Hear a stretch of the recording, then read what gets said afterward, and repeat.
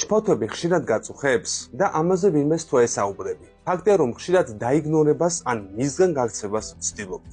ეს კი ყველაზე ცუდი რამ არის, რაც ამ დროს შეიძლება ადამიანმა გააკეთოს. მართალია, თერაპევტებისა და ექიმების პერსპექტივიდან ვერ გესაუბრებით, მაგრამ ამ გამოცდილების მქონე ადამიანები ერთ რაიმეზე თანხმდებიან. როცა საქმე შფოთვას ეხება, საუკეთესო და ყველაზე სწრაფი გზა შვების საპოვნელად მასზე საუბარია. თუნდაც ეს მეგობარი, პარტნიორი ან თერაპევტი იყოს. დიახ, ყველაფერი ამდენად მარტივია და თუ ასია, რატომ არ საუბრობს ადამიანთა უმეტესობა შფოთვაზე? ხშირად ჩვენ თვითონ იმდენად გამსჯით თავს შფოთვის გამო, რომ ეს ხელს გვიშლის გამოცდილების სხვა ადამიანებთან გაზიარებაში. თავადვე გვგონია, რომ სულელურად ან სასაცილოდ ჟღერს. ამიტომაც გვეშინია მათაც ასე არ იფიქრონ. ეს კი შედეგად უფრო მეტ შფოთვას გვაძლევს.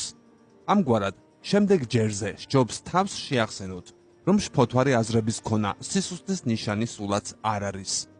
ესაუბრეთ ამაზე თქვენ სანდო მეგობარს და მალე მიხვდებით, რომ უსაფრთხოდ ხართ.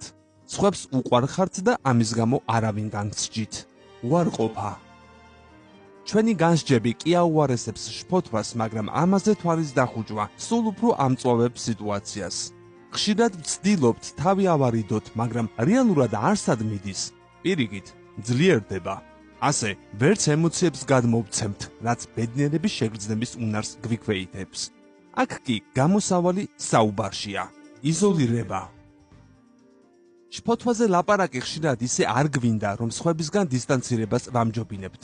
რეალურად კი, თუ გამბედაობას მოიკრებთ და ამაზე საუბარს წამოიწყებთ, მალევე იპოვით ადამიანს, რომელსაც თქვენი მსგავსი ისტორია ექნება.